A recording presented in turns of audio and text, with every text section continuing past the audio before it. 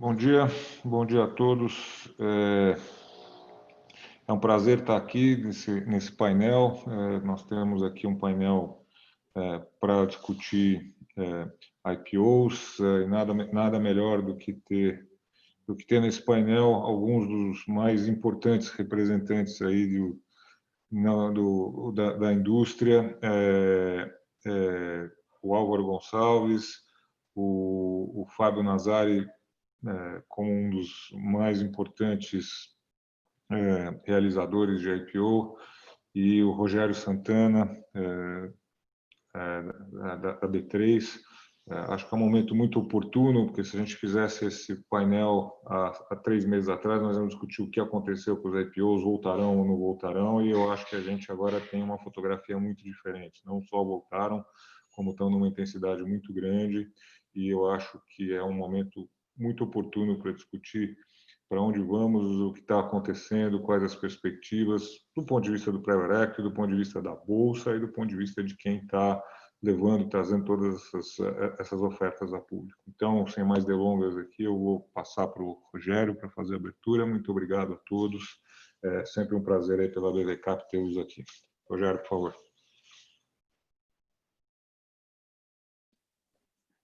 Bom dia a todos.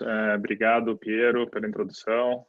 Bom dia para você, Álvaro, Fábio. Um prazer estar aqui com vocês dividindo esse painel e agradecer aqui todo o time da BVCap pela organização e por trazer esse tema aqui à tona, que com certeza é bastante relevante para todo o nosso mercado e particularmente para a audiência aqui de hoje. Eu tenho uma breve apresentação, né, que eu vou pedir para o Edgar me ajudar a subir aqui na tela, que não vai durar mais do que poucos minutos e tem por objetivo situar, acho que a audiência sobre alguns números mais recentes do mercado e a relevância, a importância da indústria de private equity nesse movimento. Se você puder passar, Edgar, próximo slide.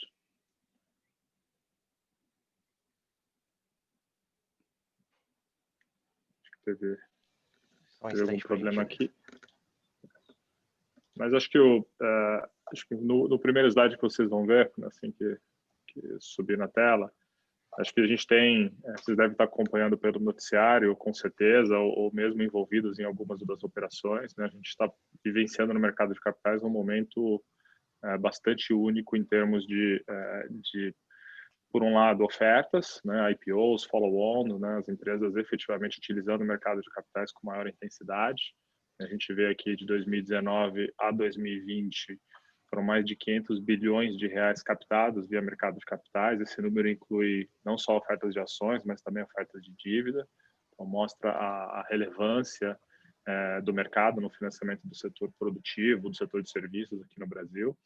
E, pelo lado da demanda, a gente tem visto também, né, nesse ambiente de juros baixos, uma busca por maior diversificação das carteiras, uma busca por novas alternativas de investimento, né, que são exemplificadas aqui pela quantidade de pessoas físicas, que eu vou entrar em um pouco mais de detalhes no próximo slide, mas também por toda a indústria de fundos de investimento, que tem, tradicionalmente, sempre foi muito concentrada no mercado de renda fixa, em produtos de renda fixa, particularmente títulos públicos, e começa a dar os primeiros passos rumo a uma maior diversificação dos portfólios, né? Além dos investidores estrangeiros, né, que atuam no mercado de capitais, investindo em empresas brasileiras e são oriundos de mais de 60 países diferentes. Se puder passar para o próximo slide, obrigado. Aqui a gente tem uma ideia do tamanho dessa indústria de fundos de investimento, como eu comentei. É uma indústria que em 2011 tinha sob gestão um pouco menos de 2 trilhões de reais, né, como eu disse, bastante concentrada em produtos de renda fixa, e agora se aproxima dos 5,5 trilhões de reais. Então, é uma indústria bastante grande, bastante relevante, mas ainda concentrada de maneira significativa em renda fixa. A gente vê, quando a gente compara 2020 com 2017, por exemplo, em 2017 a gente tinha 25% apenas do portfólio dos fundos de investimento alocados em ações ou em produtos multimercados, e nesse período relativamente curto, esse número saiu desses 25%, 26% para mais de 30%. Não não, à primeira vista pode não parecer um salto muito grande, mas quando você pega esses poucos pontos percentuais sobre um patrimônio de mais de 5 trilhões de reais, a gente está falando de um montante bastante relevante de recursos que está migrando para outras categorias de investimento.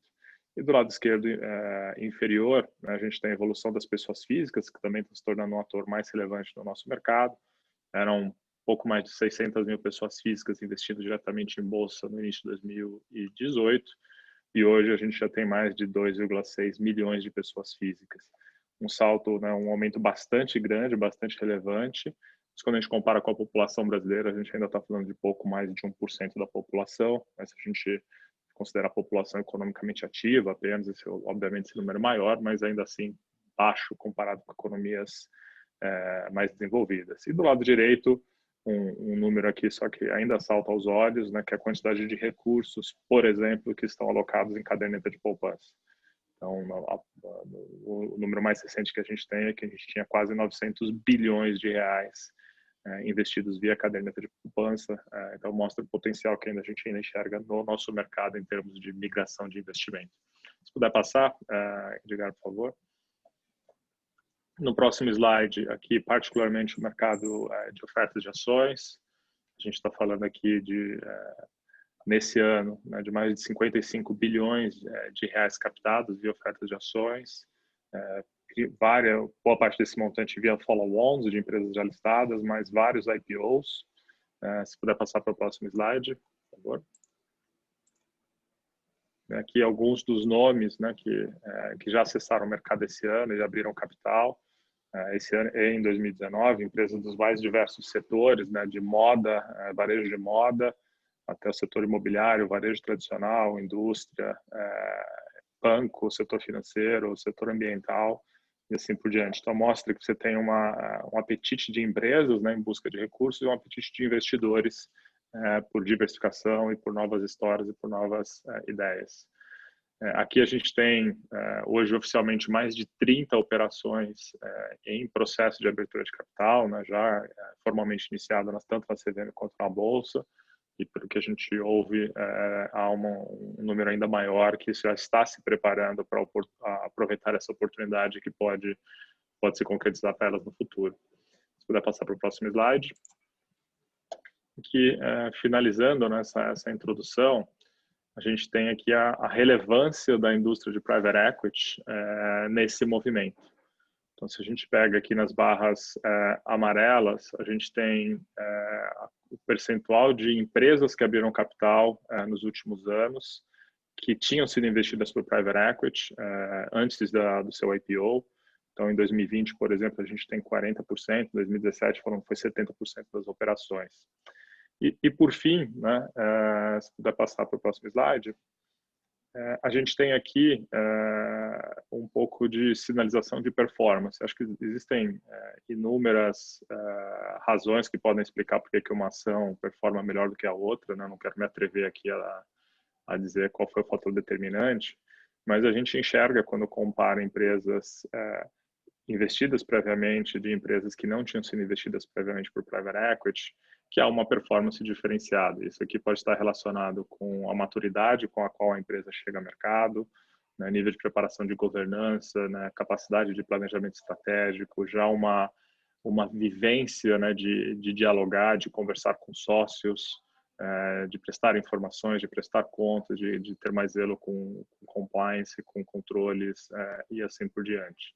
Então, acho que tem uma mensagem bastante clara aqui da relevância que a indústria de private equity, que os investidores estratégicos nas empresas possuem para o desenvolvimento aqui do nosso mercado. Aqui eu finalizo a apresentação. Se puder tirar o slide, eu agradeço. E aqui acho que, começando aqui com as nossas perguntas, né, Álvaro, Piero, Fábio, acho que eu gostaria de ouvir de vocês um pouco, vocês trazerem para a nossa audiência, como vocês estão enxergando esse ciclo, né? O que ele tem de diferente, o que vocês enxergam como oportunidades e desafios daqui para frente? Esse ciclo de mercado de capitais.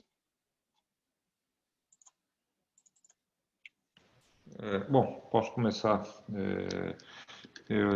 Eu acho que o ciclo que a gente está tendo aqui, ele tem muito reflexo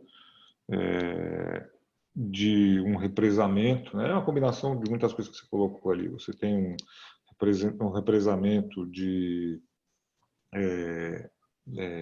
liquidez, né, de necessidade de liquidez que passou aí pela crise que o Brasil passou. Você tem toda a migração para a renda variável, a questão de juros, e toda a questão que todo mundo sabe. E eu acho que você tem uma busca também de replicar na bolsa a economia real, né? Então, o investidor que é um investidor de bolsa ou que quer investir na economia real brasileira, se quisesse olhar ou tentar fazer isso via bolsa até pouco tempo, tinha um pouco mais de dificuldade, né? A gente está falando de commodity, tele, enfim, Vale, óleo e gás e tudo, né? Hoje, a própria resposta a esse investidor exige que, olha, eu quero investir na economia real brasileira, em determinados setores e tudo. A Bolsa, né, o mercado de capitais está dando essa alternativa e tem que dar essa alternativa pela demanda, pela necessidade que existe de aplicação em renda variável, né? Então, eu acho que isso claramente é um determinante, um determinado está acontecendo, né? E eu acho que o que tem de diferente também, olhando para frente, tem que botar a pandemia na conta aqui, né? A gente está vendo talvez uma forma um pouco diferente dessas empresas acessarem o mercado de capitais para se preparar para um ciclo que é um ciclo muito incerto que a gente tem pela frente. Ele não é um ciclo, se a gente tivesse essa conversa em janeiro, nós íamos falar o crescimento, a retomada do país, o que vai vir, etc. Eu acho que as empresas estão indo à bolsa também, algumas com dizer, olha, eu preciso me preparar, eu tenho um ativo bom e tal, mas eu preciso me preparar para um ciclo incerto. Eu vou aproveitar um momento que é um momento favorável da migração da renda fixa para variável, como você mesmo mostrou, a gente está vendo acontecer, mas eu vou me preparar para um ciclo de crescimento, de recuperação ou uma incerteza mais longa, né? Com uma estrutura de capital mais sólida com equity, né? Porque, assim, evidentemente, a gente não sabe como é que vai ser a retomada e a evolução da economia brasileira, dado aí toda a questão da pandemia, a recessão que vem pela frente. Tá muito incerta, a verdade é essa, né? Então, o interessante é você ver que existe também esse momento, as empresas indo até quase para uma questão de se preparar para o que vem por aí. Quer dizer, aquela história, vamos nos preparar para o pior, vamos torcer pelo melhor. Tá? Mas, assim, eu passo a bola aí para o resto do painel, colocar suas visões também, por favor. Quer falar, Álvaro? Eu falo em seguida. Meu comentário, obviamente, bate muito com o do Piero, então posso ser muito rápido, só para lembrar um ponto, talvez bem básico, do que esse momento representa, na minha opinião, que é o fato de que a gente teve muito tempo taxas de juros muito altas, que afastavam o pensamento do poupador brasileiro, de qualquer perfil, poupador institucional, poupador individual, da perspectiva de investir em empresas brasileiras, né? Então, eu acho que e canalizava muito a mentalidade do investimento a algo artificial e que, ainda bem que acabou, que era um juro completamente fora de qualquer realidade funcional, e ele só espelhava o fato de que o Brasil era muito desorganizado na sua macroeconomia. Com o mundo todo baixando os juros e o Brasil também, eu acho que ao longo de 2019 o investidor começou a experimentar.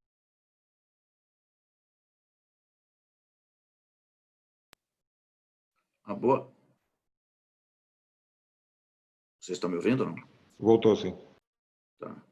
A boa notícia é que o brasileiro gostou de investir em empresas. Ele não se sente investindo nem em cassino, nem em papel que ele não conhece. Ele investe em empresas que têm nome, em diretoria que ele reconhece os nomes. Ele gostou dessa ideia de ele começar a perseguir o que essa empresa faz, a exigir dela certos comportamentos em relação não só aos resultados que que ela dá como lucro, etc., mas também comportamento em relação à sociedade.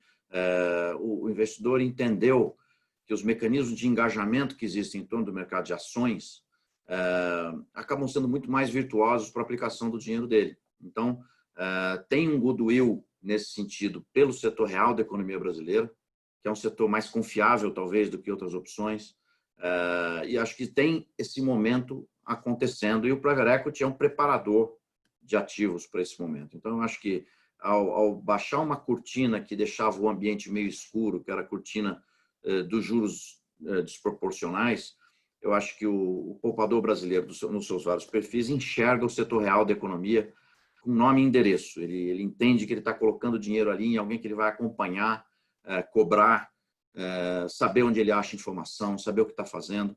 E isso dá uma sensação, por incrível que pareça, de segurança e não do contrário, né? Então, eu acho que existe uma questão comportamental e histórica que abriu a comporta de um relacionamento que eu acho que é virtuoso, e ainda que tenha turbulências macroeconômicas, eu acho que esse relacionamento veio para ficar, que é um novo relacionamento entre o poupador brasileiro e o setor real da economia.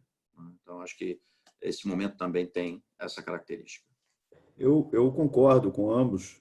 Eu procuro até trazer alguns outros tópicos aqui, porque eu acho que, estando do lado, né, de underwriter, né, e de prestador de serviço para essas companhias e, ao mesmo tempo, intermediário, né, para os investidores, a gente escuta muito do que foi 2007, né? Que era um momento de super liquidez para mercados emergentes, o que todo mundo traz de exemplo de bull market. Eu acho que, por incrível que pareça, esse ano a gente corre o risco de ter um ano melhor que 2007, tá? Em termos de atividade e robustez da atividade. Eu acho que o que está mudando em relação ao que aconteceu lá há 13 anos atrás é que hoje você tem esses fundamentos que foram colocados pelo Piero e pelo Álvaro, muito mais sólidos, especialmente parametrizados por esse nível de taxa de juros que a gente está vendo, que é absolutamente transformacional. E não só isso, um pouco do que o Rogério colocou na apresentação, né? A saída dos bancos públicos do mercado, dando fôlego para o mercado de capitais, de dívida e de equity, a maior sofisticação do empresário em entender o que um movimento pré-IPO pode trazer de valor, como também foi colocado na apresentação, em função dos bolsos de VC e os bolsos de Private Equity. Isso é inevitável você olhar o que acontece com uma empresa que está preparada e uma empresa que não está preparada. Isso a gente começa a ver aqui agora, nesse pipeline que está se montando, né? É muito diferente a gente ver uma companhia que veio de uma história com fundos, ninguém programa isso, mas com data e hora para acessar o mercado, né? Com um planejamento claro de quando fazer, em que estágio, quando estiver preparado, de outras companhias que não passaram por isso e muitas vezes acessam os bancos falando o seguinte: olha, como eu faço para estar na Bolsa em 2, 3 meses? E isso é o começo de uma história complicada, porque o cara não está preparado, ele está fazendo a conta de trás para frente. Ele quer estar na Bolsa em 3 meses e depois ele quer ver o que ele tem que fazer para trás para estar em condições de estar lá, tá? Então, eu acho que tem uma maturidade muito grande. Eu acho que, ou maior, não diria muito grande, mas bem maior. Eu acho que a gente tem uma situação fundamental de taxa de juros. E eu acho que tem uma outra vantagem, uma outra característica, que ela permeia isso tudo que a gente está falando, que é uma expansão de múltiplos, tá? É a gente poder ter a chance de ter, na mesma companhia, se ela valia 15 vezes lucro nos últimos 5 anos, ela ter condições de, fundamentalmente, passar a negociar numa normalidade, 22, 23 vezes lucro. O que mudou na companhia? Talvez o crescimento, sim, mas talvez nem isso. Mas o que está mudando é o custo de capital. Então, as companhias hoje, captando a CDI mais 2, CDI mais 3, CDI mais 4, que seja CDI mais 4, a gente está falando aqui de 6% ao ano. né? Então, isso cria valor. Isso faz com que a indústria toda corporativa no Brasil mude de patamar em termos de valorização. E eu acho que isso traz fôlego para quê? Para o investidor comprar.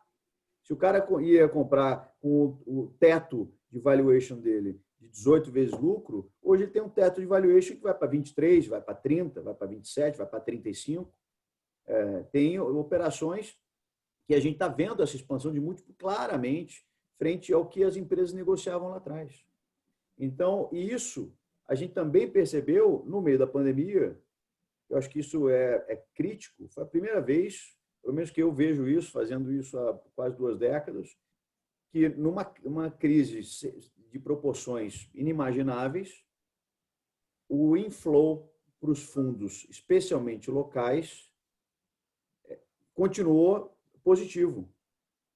Então, a gente viu a Bolsa sentindo, mas ali você percebeu, a gente percebeu, teve, nos números que o Rogério colocou, a gente está com 2,5 milhões de pessoas na Bolsa, 800 mil vieram de dezembro para cá. Então, esses indivíduos não são só eles. O que acontece é o seguinte, é o indivíduo que tem o fundo de renda fixa em qualquer grande banco e ele muda para um multimercado. Ou ele está em multimercado, ele muda para um FIA. Ou ele vai direto de um fundo de renda fixa para um FIA. É isso que está trazendo fôlego para o mercado, especialmente deixando os investidores locais muito fortes. A gente está vendo essa turma que há 15 anos atrás, quando a gente fez o IPO da Natura, era 25% de um total de um livro de uma operação, e hoje esses caras fazem de 50% a 80% do livro de uma operação. E continuam, porque continuam tendo inflow. O fundo de ação não pode ter caixa, ou pode ter uma posição mínima de caixa. Então, ele tem que ter alternativas. Então, aqui a gente tem maior apetite do investidor fundamentado por dinheiro novo. Não é um dinheiro de rouba-monte. O cara tem que, para comprar uma coisa nova, ele tem que vender o que ele tem. Não é isso. Então, tem um dinheiro novo entrando. Quase que ilimitado, né? Porque são trilhões. Então, a gente pode dizer que é dinheiro ilimitado. Não pode não vir tudo de uma vez, mas virá. A gente tem uma taxa de juros que permite as companhias trabalharem em estrutura de capital. Essa taxa de juros, ou essa estrutura de capital mais saudável, ou esse custo de capital mais baixo, faz com que os valuations fiquem mais altos. E isso motiva transações. Companhias que estão mais maduras para fazer passos precedentes à abertura de capital. Numa condição onde até os próprios fundos podem exigir retornos menores do que eles exigiam anteriormente, porque a gente não tem taxa de juros de 2 dígitos. Então, a gente está num momento imbatível. Acho que não existe um momento melhor do que a gente está vendo agora. Pode ter uma volatilidade aqui ou ali, etc., mas estruturalmente, fundamentalmente, o mercado nunca esteve tão sólido e tão bom. O último ponto, só para acrescentar, um pouco do que o Pedro tinha colocado no início, de como é que as companhias estão fazendo. A gente percebeu muito, especialmente dos follow-ons, e o Rogério mostrou, o follow-on ele abre mercado.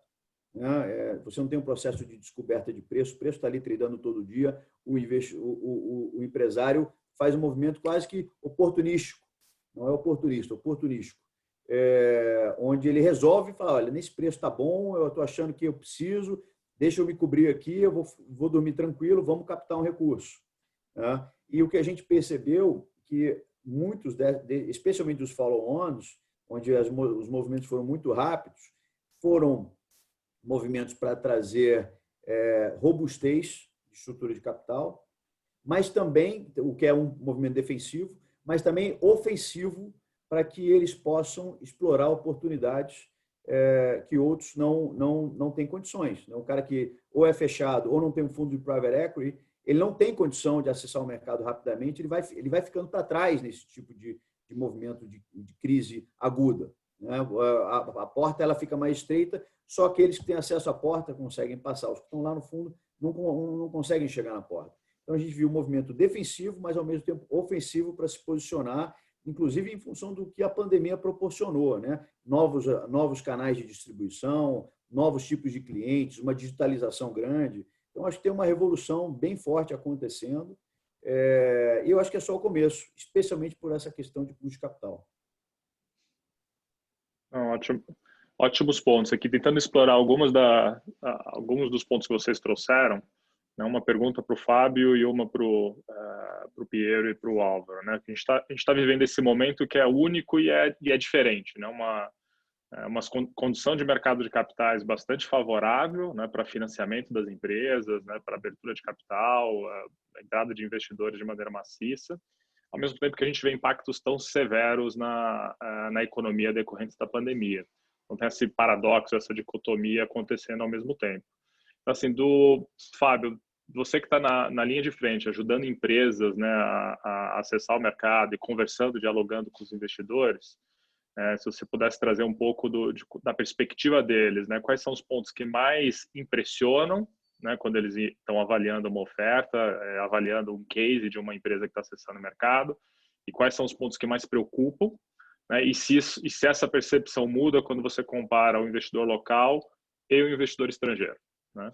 E aí, para o Piero e para o Álvaro, né, que estão avaliando constantemente novos investimentos, né, tocando o dia a dia das empresas investidas e tomando decisões sobre desinvestimento, capitalização, como tem sido essa dinâmica, né? Esse ambiente no qual a gente está inserido atualmente, né, o que isso tem afetado a decisão de novo investimento que vocês venham a fazer no setor, como tem afetado a gestão das companhias investidas, né, não só do dia a dia, mas também de alternativas de financiamento e equilibrando uma alternativa de venda desse ativo, seja para um outro investidor, seja para o mercado de capitais, versus, né, alternativas de financiamento que, como o Fábio comentou, a gente não teve no nosso passado recente, né, talvez a possibilidade de financiamento tão vantajoso ou tão barato, do ponto de vista de custo de capital, como que isso tem sido ponderado, né? Dívida, securitização e venda do ativo,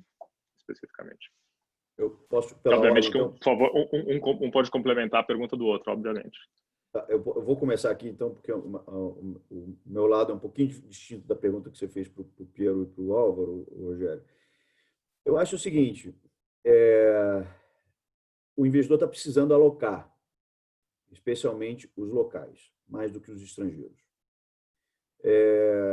Então, hoje é um mercado mais propenso aos vendedores do que aos compradores, tá? Porque os compradores precisam ter alternativas novas. Isso já muda um pouco até o balanço de interesse do investidor, né? Em condições como essa, o investidor fica mais light, vamos dizer assim, nos requests deles, porque ele tem algumas necessidades. Mas, obviamente, fazem uma diligência absurda. A gente estava discutindo aqui antes da gente começar, né, a quantidade de interações que a gente precisa fazer hoje com o investidor para que a gente possa ter uma transação bem robusta, muito distinto do que a gente tinha 10 anos atrás, que era um Investor Education, mais um roadshow de 45 minutos, você tinha as ordens. Então, hoje o processo é muito mais pesado e demandante. O que o investidor está olhando neste momento, primeiro, é a robustez do modelo de negócio, especialmente depois do que se viu na pandemia. Teve gente que saiu, por incrível que pareça, no meio dessa desgraça toda, e gente que saiu melhor do que entrou. Então, acho que esse é um ponto importante. O segundo ponto os investidores hoje eles não estão olhando especificamente 2020, então nem se fala. Quer dizer, o cara não está olhando o resultado de 2020 para nada. Não vale nada. Tá? O resultado que já saiu, o resultado que vai sair no terceiro trimestre, nem o quarto trimestre. Isso aqui já bagunçou o baralho aqui. Não tem mais base de comparação de nada. O que a turma está enxergando é o seguinte: como essa empresa passou por este momento, como que trabalhou a estrutura de capital, como trabalhou a parte operacional, pessoas, etc., como é a governança da companhia, como ela está preparada para viver de 21 para frente. Ele quer ver o resultado de 21 para frente, 22. Isso eu estou falando é uma discussão que a gente tem com o investidor mais aguda agora, em função do momento que a gente está passando. Não é uma discussão muito filosófica, não é muito estratégica e estrutural, é conjuntural. O cara está querendo olhar isso para ver onde é que ele vai fazer as apostas dele nesse sentido. obviamente, de uma forma mais estrutural, acho que governança faz uma diferença enorme. Então, eu acho que você ter uma companhia bem estruturada no nível de governança faz uma diferença muito grande, porque, ao mesmo tempo que o investidor precisa alocar, a gente está vendo dezenas de oportunidades que eles vão ter acesso nos próximos 6 meses, 6 a 9 meses. Então, não é que todo mundo vai conseguir fazer transação, todo mundo vai ser devidamente alocado pelo investidor, não é o caso. Então, vai haver uma seleção natural. Eu acho que esse movimento de governança, robustez do modelo de negócio, como que o empresário vai enxergar a vida dele pós abertura de capital, sabe conviver com sócio, está acostumado, e faz uma diferença muito grande. Tá? Isso eu falo mais sobre a ótica dos locais, que é uma turma que se sofisticou muito, cresceu muito e hoje são os maiores cheques numa transação. A não ser que você tenha transações multibilionárias, onde você tem cheques de investidores estrangeiros mais relevantes. Quando você vai para operações médias, né, 1 bilhão, 1,5 bilhão, né, até um pouco menores, 800 milhões, você vê muito mais locais e isso é mais evidente. Quando você fala de investidor estrangeiro, o que a gente está percebendo é que o investidor estrangeiro ele está voltando, por incrível que pareça, para o mercado primário, né, o mercado de operações, ele está voltando. Ele está sendo mais seletivo. Os hedge funds, essencialmente, são o que a gente chama de deal players, né? Esses caras entram em todos, entram cedo, ajudam a montar o livro, depois a gente tem que substituí-lo na alocação por demanda mais legítima, demanda com maior fundamento de fundos de longo prazo, long onlys, etc. Mas eles estão participando. O que nos surpreendeu, né, nas últimas ofertas é que os grandes investidores, que eles são os AAAs do mercado global, estão participando de deals com alguma frequência. Não com o tamanho que eles participavam lá atrás. Tá? Porque antes você tinha um Wellington, por exemplo, com ordens médias de 100 a 150 milhões de dólares numa transação, até porque o dólar era outro, né? O câmbio era outro. E hoje quem tem ordens deste tamanho são os locais. Mas esse tipo de investidor, ele está voltando, está entrando com ordens menores, ordens de 30, 40, 50 milhões de dólares, que já fazem uma diferença grande, inclusive para uma operação média de Brasil. Então, em resumo, os locais muito diligentes, mas com necessidade de alocação. Os estrangeiros, os hedge funds sempre oportunistas, que é natural da participação deles, e eram muito mais relevantes em 2017, 18 e 19, e agora começam a abrir espaço para os grandes long only de qualidade, embora esses tenham entrado com cheques bem menores do que foi o histórico deles. Então, hoje eles se colocam até como players menos relevantes em volume, mas muito relevantes ainda em qualidade de montagem do livro. Vai lá, Álvaro. Bom, é interessante que nesse processo que o Nazar descreveu, e migrando já para a pergunta específica que o Rogério mencionou, os novos investimentos e a dinâmica da economia que está mirando esse mercado, mas ainda não está lá, os investimentos que são alvos para nós, private equities, né?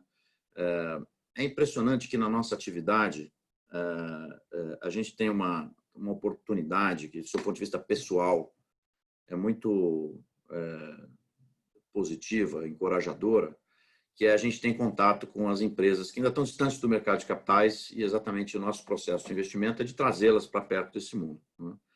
A dinâmica das empresas, mesmo as que não estão no mercado, na direção de atingir esse mercado, na percepção de que as taxas de juros permitem que elas comecem a jogar um jogo mais competitivo, mais empreendedor, mais desenvolvimentista no sentido do próprio business plan dela, é uma dinâmica muito interessante, né? Então, à medida que o mercado de capitais dá o sinal lá, a comporta está aberta, a quantidade de empresários e de empresas do Brasil todo, de vários segmentos, que buscam capital e buscam preparação, não buscam só capital financeiro, buscam preparação para atingir esse estágio em algum momento, é muito grande, né? Do mesmo jeito que a gente estava conversando em outro momento, que hoje o buy side, os compradores de ação, mesmo esses que estão com disposição, o dia deles só tem 24 horas e tem muita oferta na mesa deles. Então, hoje, o grande desafio para o comprador de ações é conseguir dar atenção e entender as dinâmicas de cada negócio, comparar e fazer suas escolhas. No private equity também, né? A gente, olhando os novos investimentos, a gente tem tido um afluxo de companhias, de consultores trazendo companhias para nos mostrar, também numa velocidade muito grande. A gente também teve que aumentar a equipe para também poder selecionar, o que significa que o mercado de capitais está sendo parte de um processo que é o setor real da economia levantando e dizendo agora é comigo, né? E eu acho que isso é muito positivo para o país e muito positivo para nós todos. Agora, nós estamos ainda só na ponta do iceberg, né? O Brasil estima-se que tem entre 2 e 3 milhões de companhias independentes, né? São 55 milhões de CNPJs, mas empresas independentes está aí entre 2 e 3 milhões de empresas. Nós estamos falando de uma bolsa que tem 400, né? O private equity, que é um funil, né, um estágio antes da bolsa, vamos colocar assim, investe entre 300 e 400 por ano, né? Então, esse capital ainda vai, e agora a gente está num momento percebido como gargalo, porque acho que tem pouco tempo em que isso aconteceu.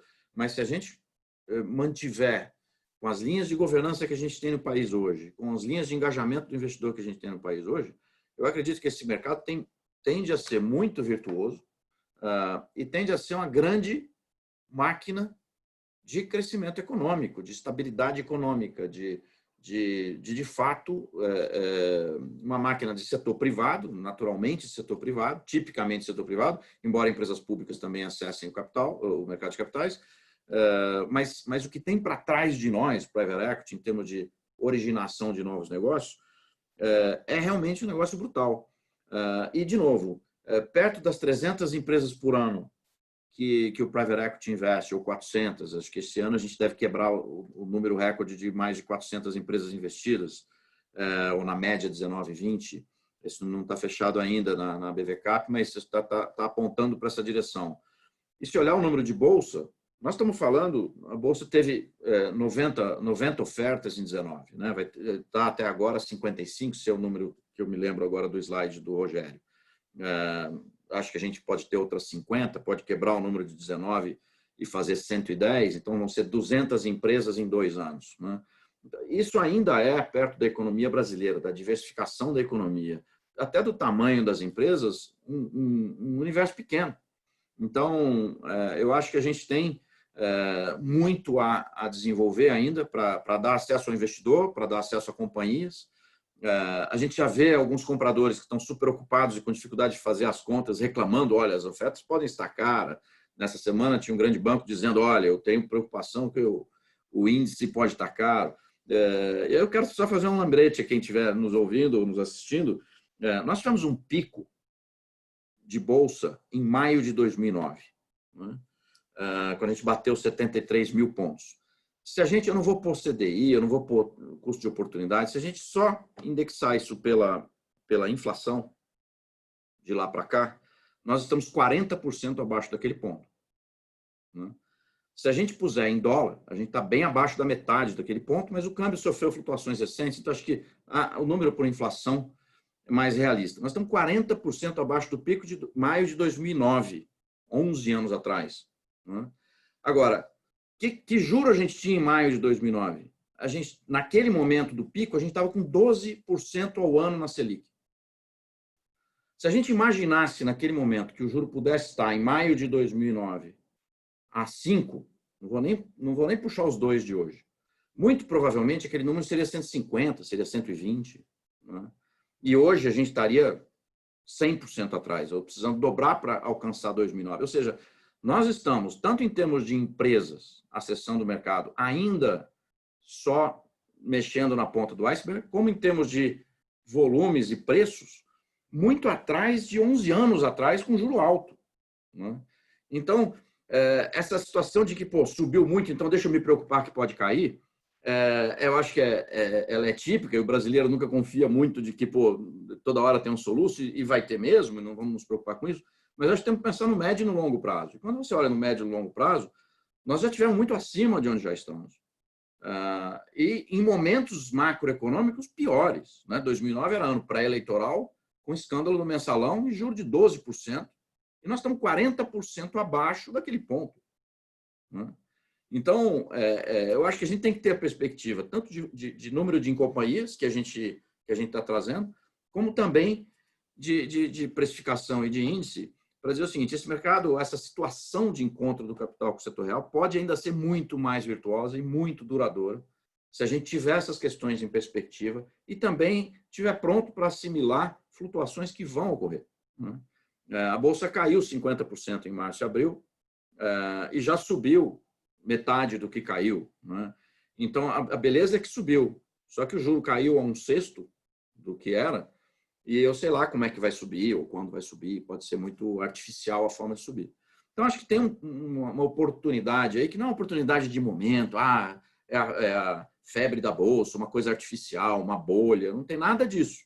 É o setor real encontrando capital poupador de uma forma muito virtuosa e positiva, que está meio agora engargalado ali, porque tem muita empresa vindo e os investidores estão ocupados buscando o buy side ser seletivos, mas acho que a gente está dentro de um processo que é muito mais amplo do que isso.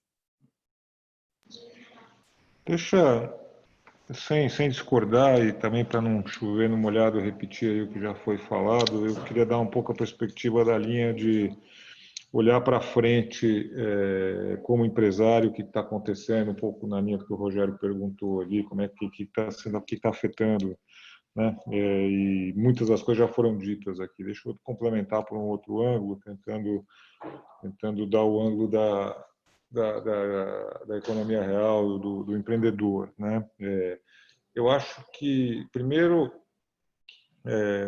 você tem, do ponto de vista de private equity, uma indústria que está estabelecida, que cresceu, que tem uma série de players, uma série de histórias de sucesso, né?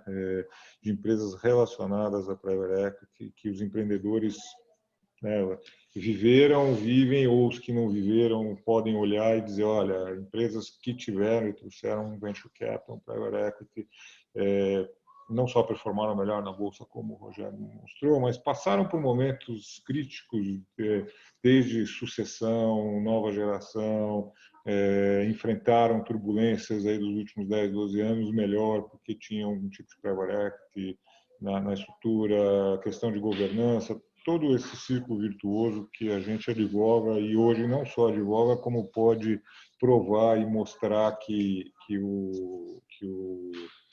o private equity trouxe para esses empreendedores. Então, eu acho que tem, olhando para frente, eu acho que existe, do ponto de vista dos empreendedores e do ponto de vista das empresas, essa alternativa desse capital, que é um capital virtuoso, tá? Ele é virtuoso em todos os sentidos que a gente está falando, né? Se eu pensar como empresário, e o Brasil é um país empreendedor, todo esse número de empresas que o Álvaro comentou aí, tudo, né? Se eu pensar do ponto de vista de empresário, dizer, olha, como é que eu me financio daqui para diante, né? E o capital, o capital de dívida, ele é um competidor para a gente por juro baixo, as alternativas de securitização. Então, eu acho que é um pouco o que o Rogério colocou também na pergunta dele, né? Eu acho que ele é muito complementar, francamente, muito mais do que uma competição. Até porque, se eu sou um empreendedor, e alguns de nós passamos por isso agora, quer dizer, a grande verdade é que o sistema bancário brasileiro, do ponto de vista da financiamento, assim, ele ainda não é o ideal, ele está longe de ser o ideal para esse empreendedor. A gente viu o que aconteceu na pandemia, quer dizer, em janeiro eu tinha oferta para empresas minhas muito boas, de primeira linha, etc., empresas nossas lá, 7 anos, 2 de carência e tal. Em março era dinheiro de 1 ano e sem carência, entendeu? Então, assim, a janela de financiamento para quem quer montar uma estrutura de capital de longo prazo para pegar essas oportunidades, e olhando para frente, o ponto até que foi tocado aí, né, aqui, quer dizer, as empresas que agora querem, por causa da pandemia, têm que se reposicionar, que vão poder consolidar, que vão precisar de capital para poder crescer, aproveitar as oportunidades que estão aí na frente, etc. Será que a gente consegue, esse empreendedor consegue, de fato, se financiar só com estruturas de dívida ou estruturas híbridas dessas que põem o risco de refinanciamento, de descasamento de ativo e passivo? Sim, nós não estamos lá ainda nesse ponto do sistema, no sistema de mercado de capitais, de dívida, etc. Não estamos lá ainda. Quer dizer, eu acho que, então, nesse aspecto, do ponto de vista do empreendedor, o capital fixo que a gente pode trazer, que pode, né, inclusive com aportes sucessivos, não necessariamente no primeiro momento, mas sequenciais à medida que as oportunidades aparecem, sem que ele dependa do risco de refinanciamento, sem que ele dependa de estruturas complexas, sem que ele dependa... Sim, eu entendo a contrapartida, quer dizer, tem a questão da diluição, sim, a gente convive com isso o tempo inteiro, é uma decisão que o empreendedor ele tem que tomar, mas a virtude da gente está muito nisso, né? Além, né, realmente agregar a questão de preparar para o salto maior que é a bolsa, preparar do ponto de vista de governança, etc. Né? Então, eu não vejo, e para completar, eu vejo o próprio empresário brasileiro entendendo melhor esse papel do private equity, entendendo que, olha, eu estou trazendo alguém para um projeto de longo prazo que vai me ajudar indo muito, entendeu? Indo muito para frente. Então, assim, eu vejo um ciclo muito bom para a gente, e isso é mérito também das histórias que foram construídas ao longo do tempo por quem está fazendo private equity nos últimos 20 anos aqui no Brasil. Tenho poucas pessoas que fazem há mais tempo que eu private equity no Brasil. O Álvaro é um, isso quer dizer que ele é mais velho que eu. Mas, assim, a gente está finalmente mostrando que isso aqui é uma indústria, e provando que é uma indústria do bem. Quer dizer, e provando para várias frentes, né? Até para o mercado de capitais, 56% dos IPOs, como o Rogério mostrou, quer dizer, o mercado de capitais brasileiro tem que olhar para o trabalhar e falar, bom, tudo bem, né? Vocês estão ajudando a gente a fazer essa história acontecer, né? Então, do teu ponto, do ponto de vista assim, eu não vejo tanto essa concorrência, essa sobreposição. Claro que sempre tem uma alternativa, mas eu acho que existe muita complementaridade, francamente, do ponto de vista da maturidade do mercado de dívida, do mercado de financiamento não equity para essas empresas, para as alternativas, eu não sei se a gente está lá ainda, não. Eu acho que tem muita volatilidade e muito risco que eu não sei se vale a pena tomar, olhando pelo ponto de vista de empresário, alternativamente a ter uma estrutura de capital fixa de mais longo prazo. Tá?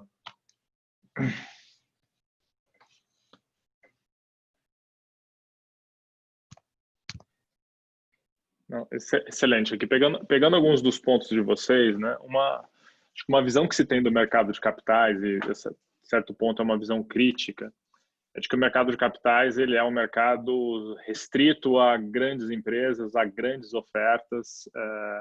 E quando a gente pega alguns comentários, né, como por exemplo do Nazário, de que, olha, hoje o investidor precisa alocar, ele está passando por uma transformação, esse ambiente de taxa de juros baixo meio que o leva a olhar coisas que ele não estava disposto a olhar no passado.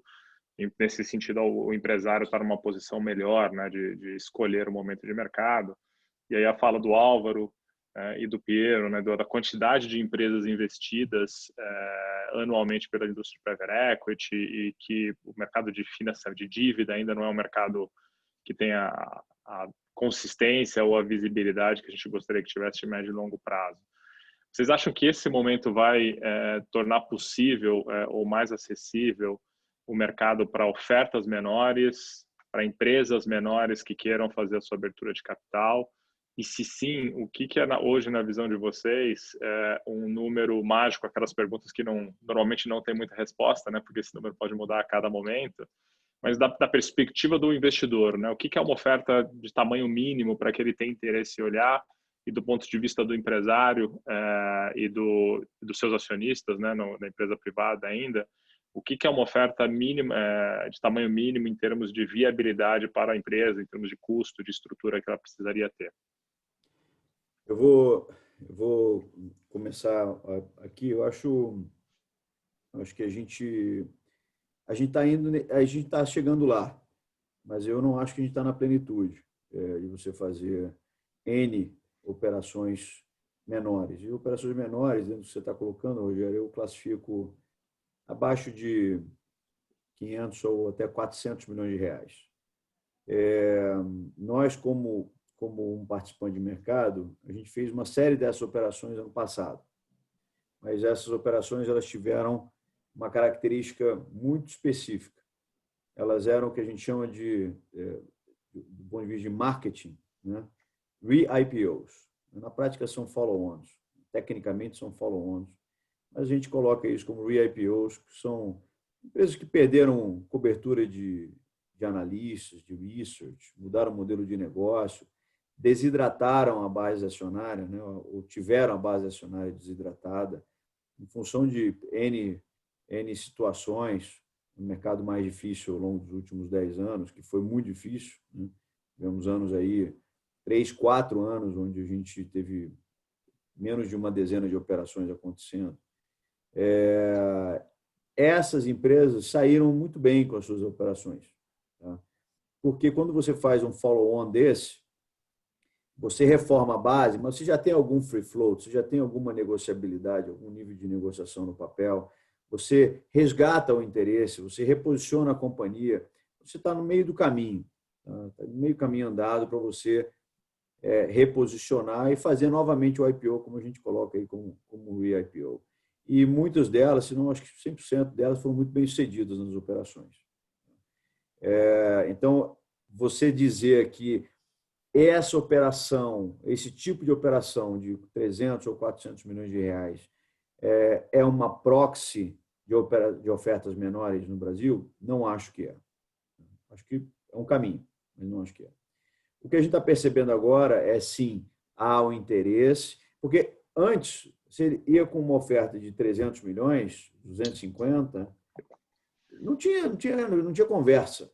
Tá? O investidor falava, não vou olhar. Hoje, sim. Hoje você tem bolso, você tem cara que olha, mas o cara precifica ali a iliquidez. Tá? Ele precifica isso. E eu acho que hoje o que a gente está vendo é que no meio dessa quantidade, acho que ao final dessa semana a gente vai ter, o mercado como um todo, vai ter mais de 30 companhias arquivadas para fazer suas respectivas ofertas, e são necessariamente IPOs, porque os follow-ons você lança essencialmente uma oferta 476, então a gente não sabe quando os follow-ons aparecem. Os follow-ons aparecem do nada, né? Mas você tem uma visibilidade do pipeline de IPO. Você vai ter mais de 30 companhias. Quando o cara precisa alocar e ele tem 30 alternativas, as operações menores vão ficar em segundo plano. Então, eu acho que a gente tem que sair um pouco dessa distorção de uma quantidade enorme para uma quantidade mais normalizada. O mercado está ficando funcional, mas isso é um processo, né? Você veio do nada para tudo. Não, você veio do nada para tudo. Aí depois veio por nada de novo. Foi na pandemia. Agora você veio por tudo ao quadrado. Então, você tem que normalizar isso. Quando você normalizar, distribuir as operações, vai ter espaço para todo mundo. Eu não acho que necessariamente isso são operações para varejo. Não acho. Não acho que o varejo para IPOs, minha opinião pessoal, Fábio falando, não é institucional. Eu acho que o poupador brasileiro ainda não está maduro para comprar IPOs. Tá? Ele está maduro para comprar companhias abertas. Está maduro para fazer poupança em renda variável em companhias conhecidas, como o Álvaro falou, onde ele conhece a diretoria, onde ele sabe o que a empresa faz, onde ele já sabe a história. Tá? Essa é o que eu vejo de poupança em renda variável de indivíduos. Tá? Vamos chegar lá do indivíduo comprar IPO. Mas, por enquanto, quem faz uma diferença, porque não é só você fazer a operação. Você faz a operação e depois o papel não tem sustentação de base acionária, não tem uma espinha dorsal de investidor. Tem que ter, porque quando tem uma queda, você tem que ter um fluxo relevante, você tem que ter um fluxo de 10, 15, você fez um de 250 milhões, o papel cai 10, 15%, aí o free float, aquele free float que você colocou de 250, hoje ele vale 210. Eu quero ter um cara com 20 milhões para comprar, para fazer o papel subir de novo. Eu não posso ter um monte de gente com R$500 para comprar aquele papel, porque não vai fazer o papel subir. Você não tem a sustentação na estrutura de base acionária dela. Então, você não pode fazer tudo num público só. Você tem que ter um balanço. Então, acho que você tem que ter um institucional. Dito isso, acho que o institucional hoje ele conversa com a gente sobre essas operações, porque ele está com essa necessidade de alocação que eu coloquei. E mais, as plataformas abertas mudaram o padrão do passivo do investidor. Antes, o investidor ele financiava com fundo de pensão, com endowments lá fora, etc. E os cheques eram 10, 20, 30, 100 milhões de dólares. Mas na hora do resgate, né, isso são os inflows, os aportes. Na hora dos resgates, os resgates são de 10, 20, 50 e 100 milhões de dólares também, muitas vezes. Então, ele não pode se dar o luxo de estar alocado numa companhia que, se ele tiver um resgate de 50 milhões de dólares, ele vai desmontar a empresa em mercado para poder vender o papel dele, para honrar o resgate dele. As plataformas abertas agora fazem com que você tenha um passivo pulverizado, sim, no varejo. Então, por isso que eu acho, o varejo é importante do que dentro dos institucionais, porque o cara fala assim, olha, eu posso comprar essa empresa aqui, posso botar um cheque numa empresa menor, porque a hora que eu tomar um resgate, eu vou tomar um resgate de R$1.000, de R$500, de R$3.000 e por aí vai. Então, acomoda. Então, essa estrutura do mercado está nos levando nessas condições. Eu acho que a gente vai ver cada vez mais ofertas menores. Eu acho que são ofertas que há necessidade de você ter institucional. O institucional está olhando isso, só que eu acho que no meio desse fluxo todo de ofertas menores ou menos líquidas, elas fazem parte de um público muito mais dedicado, muito menor por hora. Eu acho que quando a gente tiver o mercado funcional, a gente está chegando... A gente sempre viveu, eu cresci na minha vida fazendo esse tipo de transação, vendo o mercado disfuncional. Né? Agora abriu a janela, vai todo mundo, blum, fechou a janela, não vai mais nada. Né? Um negócio bem esquizofrênico. Toda uma euforia, depressão, euforia. E aí, hoje, não. Hoje a gente está vendo algum grau de continuidade. E isso vai deixar o mercado mais saudável para tamanhos dos mais diversos. Se eu puder só fazer um comentário sobre esse aspecto das ofertas menores, que é um assunto que eu trabalho, inclusive, junto com a B3 há vários anos, já na Câmara de Empresas e Estruturadores de Oferta. O Nazário também participa, enfim, a gente sempre está lá com o Think Tank tentando pensar isso. Acho que é importante notar, eu concordo 110% com o que o Nazário falou em termos das ofertas menores nesse momento, mas é importante notar o seguinte, não há uma barreira regulamentar, não há uma barreira de custo, não é algo que está difícil porque custa muito mais caro ou é muito complicado, não é nada disso. O mercado é aberto, é muito fácil para uma empresa média acessar o mercado sob o ponto de vista estrutural. A questão é que quando o mercado está muito competitivo, uma empresa menos conhecida ou uma oferta pequena que possa ter discussões de liquidez para frente, ela fica mais no fim da fila do que na frente da fila. Mas ela também entra na fila, ela não é excluída, não tem uma facilitação que seja necessária em relação a ela, nem de custo, nem de regulamento.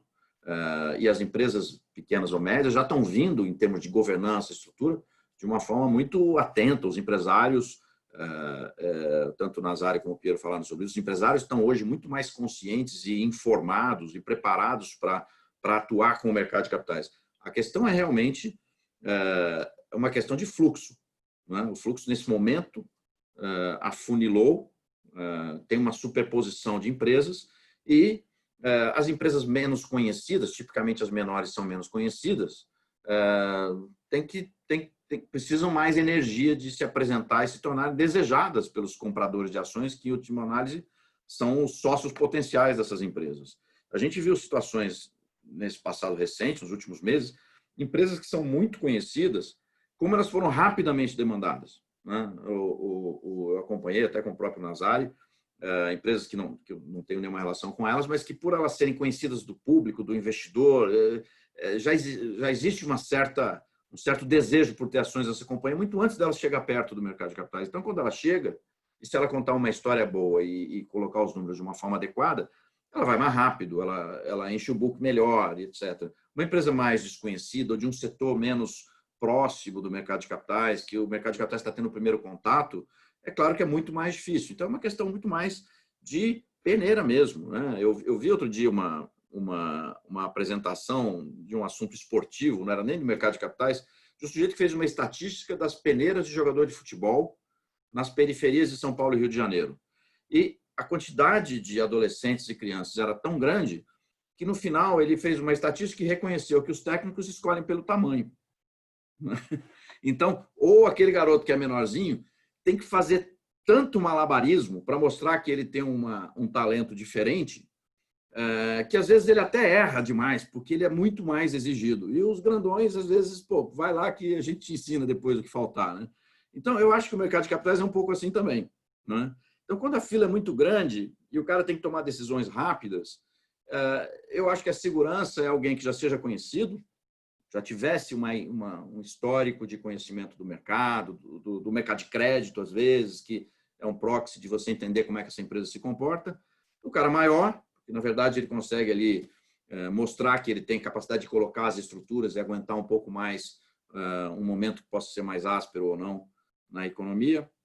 E acaba sendo natural, é intuitivo também sob o ponto de vista do investidor. Mas eu acho que não existe barreira regulatória, então me dá até um pouco de preocupação quando a gente fala as ofertas menores não têm ainda o seu espaço no Brasil, mas não mexam na regulamentação. Não precisa mexer em tributação para favorecer ninguém, porque a hora que começa a fazer isso, estraga o mercado. A hora que começa a fazer isso, você começa a criar desequilíbrios, beneficia um versus o outro, cria descontos, e você acaba criando um mercado de segunda linha. Eu acho que, na verdade, o mercado está aberto, as empresas menores estão chegando com ofertas menores, mas tem naturalmente um processo seletivo do buy side para elas, em relação a elas, que tende, como o Nazari bem explicou, a se normalizar ao longo do tempo. Então, é uma questão de fato de tempo. Em termos regulatórios, acho que tudo que a B3 fez, a CVM fez, eu acho que foi muito positivo. As regulamentações estão muito em linha com o que existe de melhor no mundo. Eu defendo fortemente que as empresas menores façam early listing e comecem a se tornar conhecidas antes, aproveitem as oportunidades para mostrar o seu negócio muito antes de chegar a hora do mercado de capitais, porque isso vai fazer que quando elas forem para, de fato, para buscar uma oferta, elas já sejam mais conhecidas e possam trabalhar mais naturalmente. Queria com isso também dizer para vocês que eu tenho um hard stop agora daqui a alguns minutos e agradecer já antecipadamente a oportunidade de participar aqui. Acho que a gente poderia continuar a hora, ficar mais um pouquinho, mas não me leve a mal se eu daqui a pouco tiver que sair da tela. Obrigado a todos, um abraço. Eu não tenho muito para complementar aqui. A gente pode passar para a próxima pergunta, esgotar os pontos. Então, eu vou repetir em cima de uma coisa. E aí, obrigado aí, Álvaro. Boa sorte na peneira que você vai fazer agora. Aí, quem sabe a sua chance vai chegar mesmo. Não, muito bom. Eu entenderia para mim era bem intuitivo que no basquete a peneira funcionasse assim, né, dos maiores. Mas é interessante descobrir que no futebol também não é muito diferente.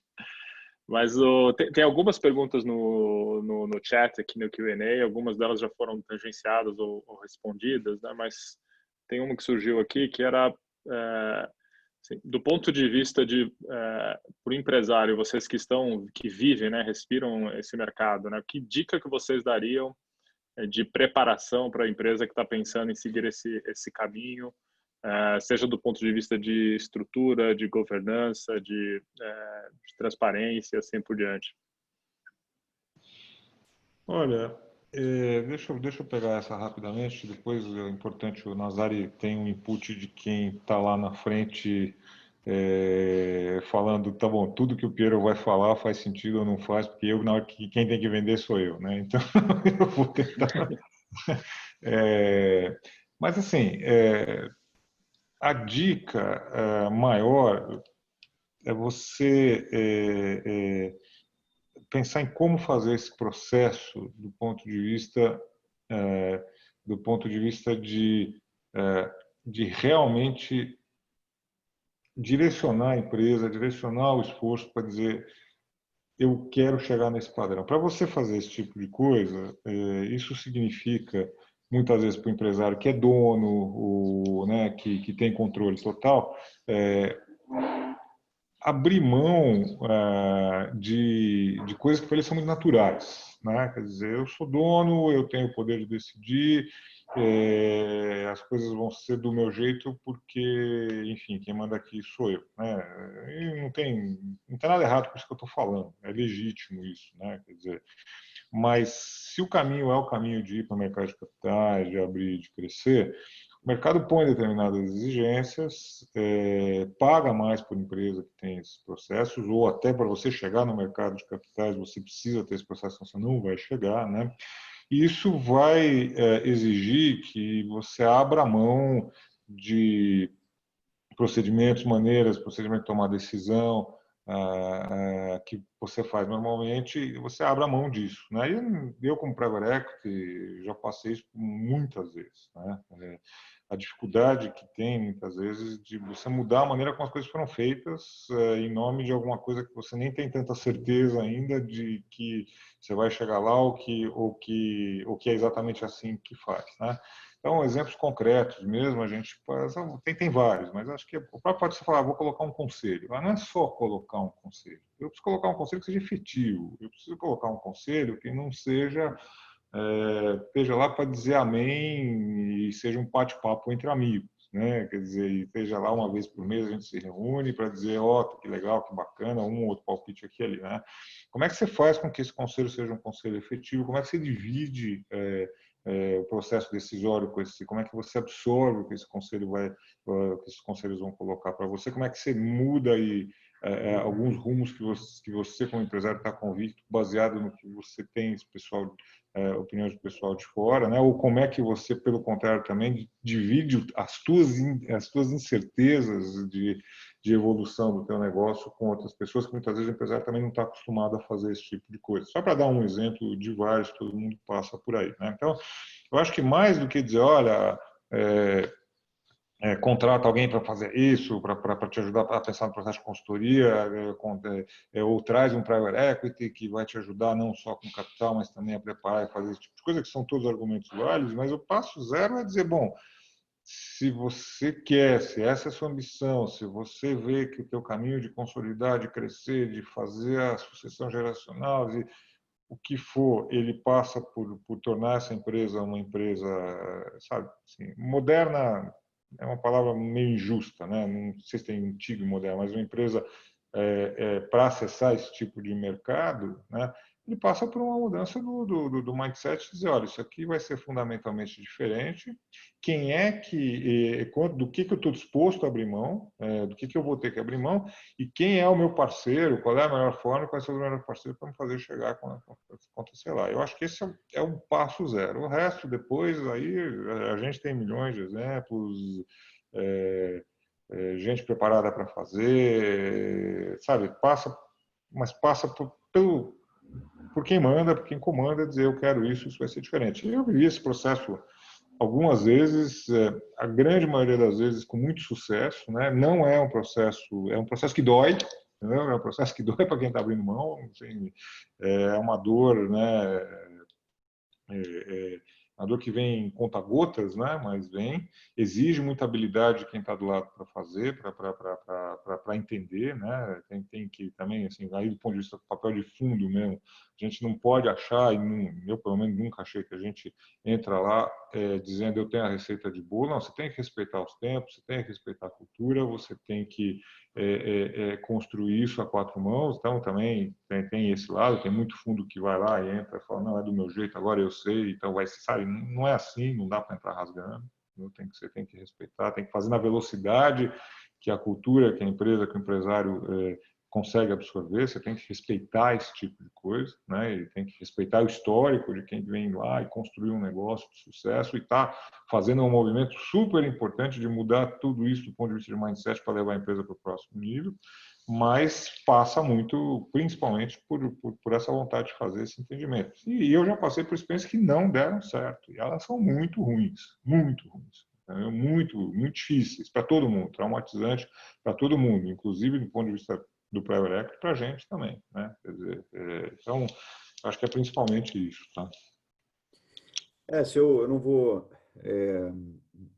alongar muito em cima do que o Piero colocou, mas acho que o ponto que ele falou para mim é crítico, que diz respeito, inclusive, à própria acesso ao mercado, é o mindset do cliente, né? Quer dizer, antes dele fazer esse movimento com o private equity e antes dele fazer um movimento com o mercado público, né? Eu tinha passado aqui rapidamente antes, a gente não dá para a abertura de capital para uma companhia é um dos eventos mais importantes da história da empresa. Eu diria que o empresário pode fazer mais de um IPO, mas a própria companhia só faz o dela, né? Só faz um, não tem outro para fazer.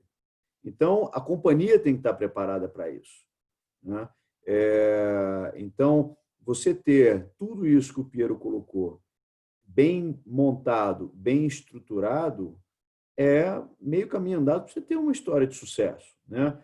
O mindset correto, a estrutura correta, o propósito da operação, né? De o que os acionistas estão buscando com aquela operação, como que se prepararam, qual a estrutura interna, né? Depois do minuto seguinte que você está de capital aberto, você continua vendendo seus produtos, mas depois você também tem que vender a sua própria ação, né? É um produto que você tem que marketear ele todo dia. E o preço dele muda todo dia, daquele produto, né? Para cima e para baixo. É o que a gente costuma dizer, não tem auditor melhor do que o preço da ação piscando na tela, para você entender ou fazer reflexões a respeito da sua companhia, né? Então, eu acho que você estar preparado, lato sensu, com um corpo executivo, com um corpo de acionistas, com propósito para a companhia, com um chassi bem montado, é muito importante. Porque a gente já viu muita história que o cliente realmente não estava preparado, né? Acabou, foi levado, aconteceu a transação e etc., mas o dia seguinte, porque é muito bacana fazer a transação, mas o mais bacana ainda é ver a companhia se valorizando em mercado. Uma transação ou que saia ruim, ou uma transação onde a história depois da abertura de capital em si não se concretize como esperado, é muito ruim, porque o próprio empreendedor, ele perde muito valor no estoque que ele tem. Então, acho que tudo passa por uma reflexão muito grande, porque é um dos momentos mais críticos para uma companhia e tem que ser tratado dessa forma.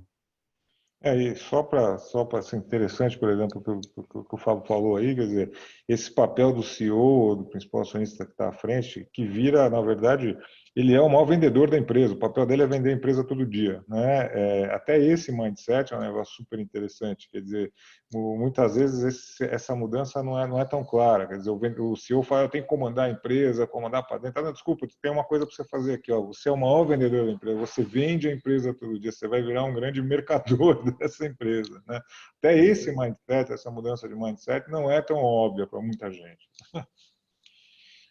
Não, muito bom. Acho que a gente está em cima do horário aqui. Acho que para mim só agradecer o espaço, a abertura, a franqueza de vocês e o convite da BVCap. Obrigado. Infelizmente a gente não conseguiu cobrir todas as perguntas, né? Mas a gente pode depois diretamente direcioná-las. Okay, mas da mesma forma, eu queria agradecer as palavras do Piero no início, a BVCap e todos os colegas aqui, o Piero, o Rogério e o Álvaro. Fico muito satisfeito da gente poder contar um pouco mais de história do que a gente está achando no mercado e a gente fica à disposição de vocês. Muito obrigado. Eu, em nome da BVCap, agradeço a todos, né? Sempre uma oportunidade muito boa, espero que tenha sido útil aí, que a gente possa fazer mais dessas no futuro. Obrigado, Fábio, obrigado, Rogério, o Álvaro que não está mais aí, obrigado a BVCap. Obrigado, gente. Até logo. Bom Obrigado. dia. Claro.